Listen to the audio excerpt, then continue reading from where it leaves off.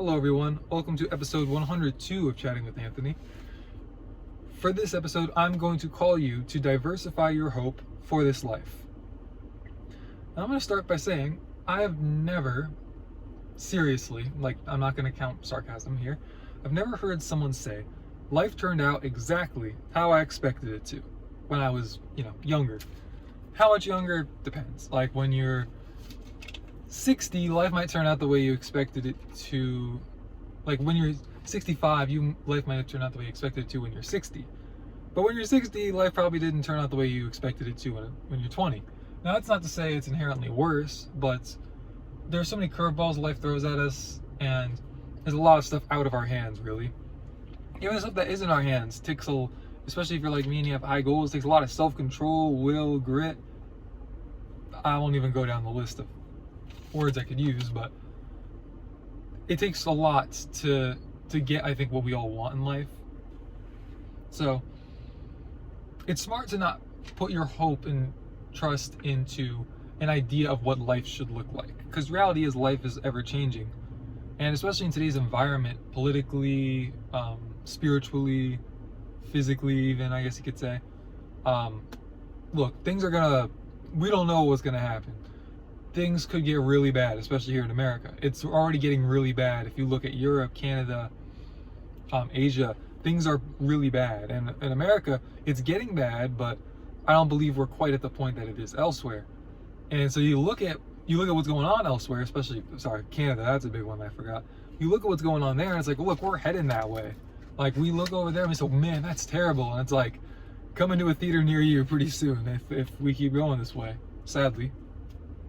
So, to not have your hope in things, I don't want to say to not have your hope in things out of your control, because basically what I'm trying to say is put your hope in God, and you can't control God. But God is perfect, good, holy, and just. And He knows exactly what you need for your life, and He knows how to get it to you. Politicians, they know how to line their pockets, and they're pretty good at screwing over the average American, if I'm being quite honest. So, for most of us, that means enjoy the fact that it's not quite as bad as it could be. So, to segue on, I believe that those who are satisfied in life figured out how to derive the why elsewhere. Now, you can look at people who aren't Christian, and a lot of them find their satisfaction from experiences, like enjoyment they derive from either spending time with family, friends, things that are more so, I guess you could say, like traits or experiences, really, rather than like financial situations or the states of an entire country, for example. Things that are more so in your control, that are good, healthy things, even, that you shouldn't want to control all by yourself, if that makes sense, because you should, again, be surrendering it to God. But there's nothing wrong with going into the day looking forward to a barbecue you're having later, for example. Now, if that's like your only hope of satisfaction, like, oh, this is the only thing that will satisfy me today, then yeah, I would say that's also too far. But you're supposed to enjoy things in life. I believe Jesus enjoyed his meals with the disciples. So having that balance, again, balance is one of the biggest keys to life, I think, when you generalize things. But I would also like to just go down a list, and in regards to like how we should view our enjoyment, or how we should derive our enjoyment and hope for stability, we look at things in regards to our control over them, like important things in life, such as investments that we make. We have control over the actual investment placement itself, like the actual finances, in regards to like, also like a job switch, switching from one job to another, switching from one career to another, investing in this, investing in that. But you can't control what actually happens with the investments. That part is out of your hands. When it comes to like our health, we have some level of control, but you can't entirely control getting into an accident. You can only do so much, like a car accident, for example. You can control your diet, but you can't really control. You can try to wash the fruit and whatnot as much as you can, but you can't really control the pesticides that get on the fruit and that get inside the fruit and vegetables.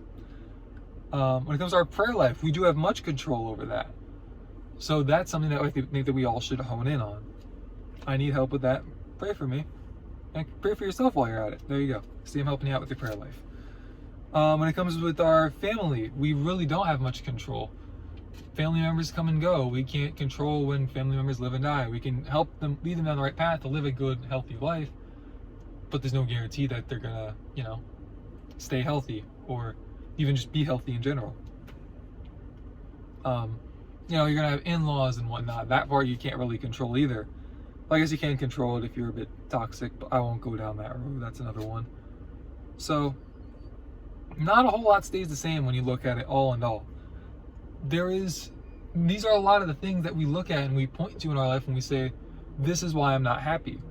And the question is really why? You can't control it, and you knew that going into it.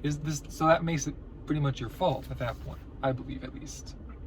I say all this to say, if your actions are dependent on your situation, on the things that you can't really control, you'll be riding a roller coaster, and you'll always seek comfort. Like if you get off the roller coaster and you're dizzy and you're nauseous, of course you're gonna want to look for a way out of the pain. And unlike the roller coaster, well, okay, yeah, it is like a roller coaster. The difference is you're choosing to get on the roller coaster, understanding that it'll probably make you nauseous. Like you just ate pizza at the fair and you're just like, I could wait an hour, walk around a little bit, have some of my friends, but nah, let's get on it now. Like, respectfully, you did this to yourself, didn't you? So, you can always just wait to get onto the roller coaster. In this case, don't get on the roller coaster at all. Get on, I don't have a good analogy for what being with God would be like, but get with God. There you go. Utilize contentment. Utilize godly contentment, as contentment with godliness is great gain, as the Word of God says. So, that's all I have for this episode.